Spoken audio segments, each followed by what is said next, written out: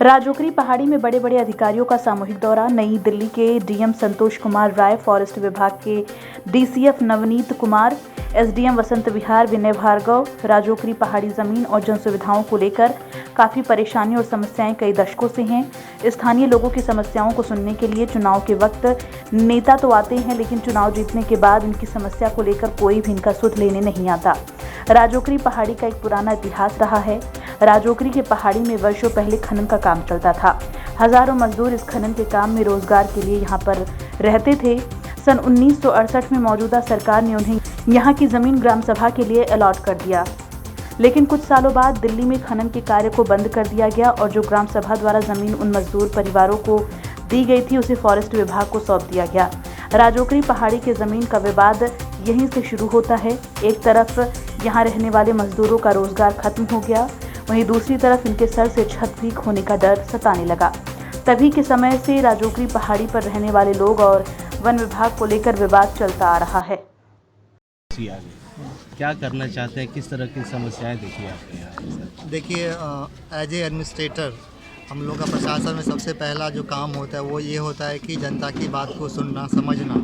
और चूँकि ये गांव से आए थे हमारे पास मिलने के लिए अपनी समस्याओं को लेके, तो सबसे पहले मेरी इच्छा ये हुई कि हम लोग सभी डिपार्टमेंट के लोग जिनसे रिलेटेड समस्याएं हम लोग एक साथ यहाँ पे आए गांव में, और ताकि बाकी गांव वाले, क्योंकि ऑफिस से मिलने के लिए कुछ ही लोग आ पाते हैं, सभी गांव वालों की समस्याओं को हम लोग सबसे पहले अच्छे से सुने। उनको सुनने से क्या होता है, कम्युनिकेशन होता है, डायलॉग होता है, उससे बहुत सारी समस्याओं का समाधान ऐसे ही हो जाता है। और उससे क्या होता है कि गाँव की जो समस्याएँ हैं उसके प्रति हम लोग का एक बेटर अंडरस्टैंडिंग देखने को मिलता है। तो आज हम लोग यहाँ पर आए हैं, हमारे साथ DCF साहब हैं, SDM साहब हैं, तहसीलदार हैं। तो हम लोगों ने इनकी समस्याओं को समझा है। काफ़ी सारी समस्याएं हैं, जैसे कि इनका जो फॉरेस्ट डिपार्टमेंट से रिलेटेड भी समस्याएं हैं, और कि पंचायत, इनका कहना है कि जो पंचायत के लोगों ने जो रिजोल्यूशन पास करी, कुछ ज़मीन दी गई थी, लेकिन शायद वो कुछ मिसकम्युनिकेशन हुआ होगा कि कहीं और खसरा नंबर या कुछ है, वो इशू है।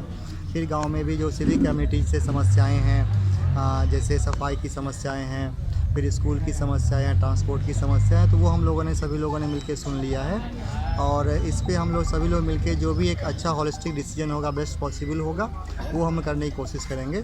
आपको बुलाया था नई दिल्ली। संतोष कुमार राय जी DM साहब थे, फॉरेस्ट DCF नवनीत कुमार जी थे, VDO साहब थे, राकेश शर्मा जी, SDM साहब थे, विनय कुमार जी, तहसीलदार जी थे, योगेश कुमार जी। विषय ये था सर, हम यहाँ पे 1968 से लगातार रहते आ रहे हैं।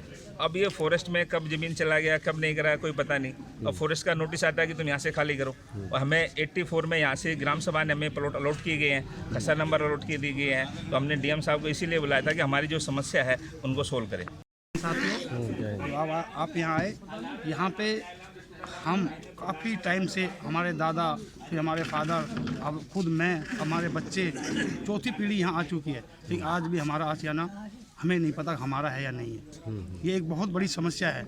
आज DM साहब यहाँ आए, उनका भी बहुत बहुत धन्यवाद। उन्होंने बहुत ही अच्छी तरह से हमारी बातें सुनी और उन्होंने कहा है अगर आपको ऐसा नहीं डिवाइड होने देंगे, उन्हें कोई इसका सोल्यूशन निकालेंगे बैठ के। हम उनका बहुत बहुत धन्यवाद करते हैं। इससे क्या चाहते हैं आप लोगों को? देखो, जैसा कि हमने कहा कि हमें 86 में ग्राम पंचायत से हमें अलॉट हुए बड़े प्लॉट। नहीं, अब आप लोग क्या चाहते हैं, प्रशासन क्या फैसला ले आप लोगों की तरफ से? हमें तो चाहिए कि हमें कम से कम यही बसाया जाए। हाँ।